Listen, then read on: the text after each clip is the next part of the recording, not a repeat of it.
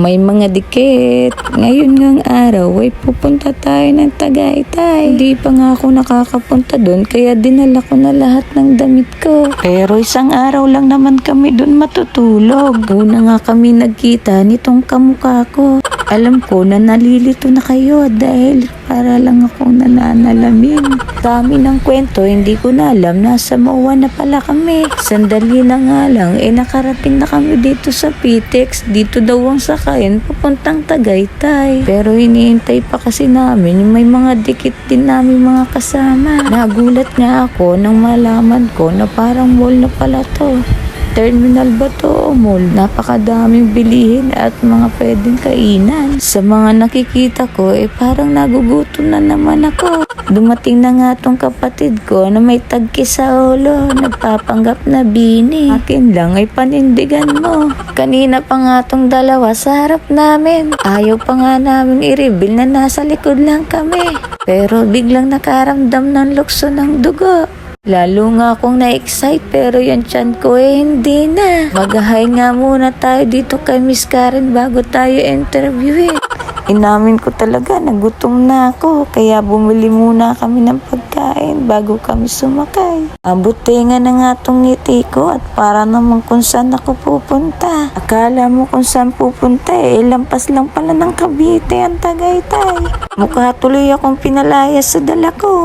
Nararamdaman ko na nga ang pagka-uwi ng kasiyahan ko. Pero yung tagki sa ulo ng kapatid ko hindi pa rin inaalis. Pasakay na nga kami dito sa Tagaytay. Mabilis ngang nakaalis pero yung utak ko'y bumabagal dahil sa gutom.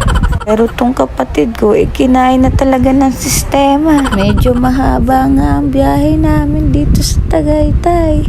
Pero dahil sa galing ko nandito na tayo. Habang nasa loob nga ako ng bus, iniisip ko na malamig na sa labas.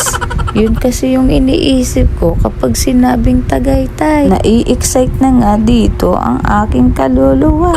At gusto ko na din bumaba dahil mainit na sa puwet. Saka uupo. Medyo malapit na nga daw kami kaya gusto ko nang maunang bumaba. Pero sandali nga lang nakatapak na tong pa ako sa Tagaytay. At hindi naman pala talaga dito malamig. Dito nga kami mag-i-stay ng isang gabi. Kaya lulubusin ko na. First time ko sa Tagaytay. Hindi naman pala malamig din gulping init. Salamat naman at nakapag-isip na tanggalin ang bigki sa kanyang ulo. Pero hinahanap niya na naman yung pambo niya. Magre-retouch yan, bini na yan. Nandito na nga tayo sa lobby. Pero sa oras na yan, hindi pambo ang hinahanap ko, kundi wallet ng boyfriend ko. Hinahanap niya nga sa akin ang susi ng kapalaran. Pero tinatanggi ko kasi alam kong inosente ako. Pero di ako papayag na masira ang araw ko. Sayang naman yung pagpapanggap ko dito. Papunta na nga kami sa room ng accommodation namin. At nasa 10th floor yung nakuha namin. Namit na nga namin sa lobby yung mag-a-assist sa amin. Kaya sinamahan na kami sa kwarto. Pa-cute.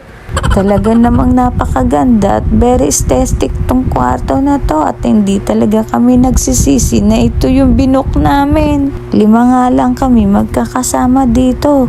Pero kasya naman ng 10 katao. Kung nakatayo, pakit nga muna kami dito sa salamin.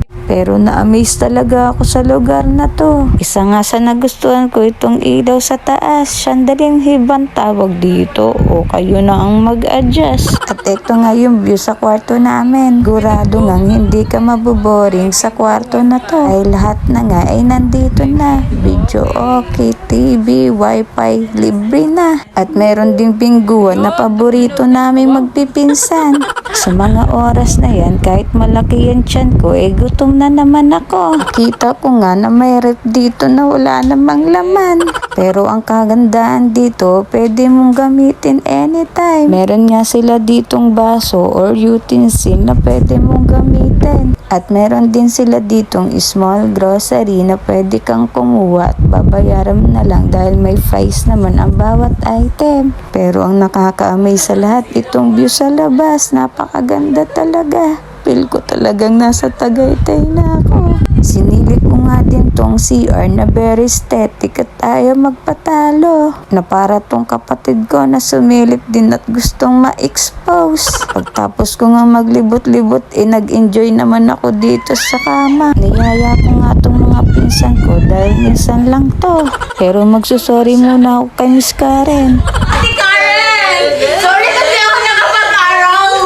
Parang babatuhin na nga ako ng una ni Miss Karen, pero tong kapatid ko harap-harapan. Pero napakagulo ko talaga, parang mga bulati sa tiyan ko. Pero pag-uusapan nga muna namin yung mga una naming gagawin at mga susuotin. Ate Karen, sorry kasi ako nakapag-araw!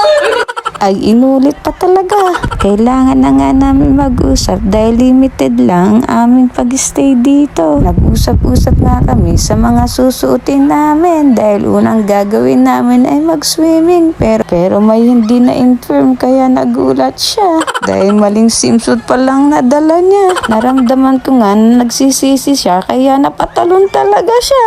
Pero mahirap namang gumala nang walang laman ng tiyan. Dito nga tayo kakain dahil magpapanggap muna tayong anak ni Henry C. Pagtapos nga nito, balik na normal na naman. Kaya iisipin namin na deserve namin to. Kaka-deserve na ubos ng pera. Ang mahalaga malaki ang tiyan ko.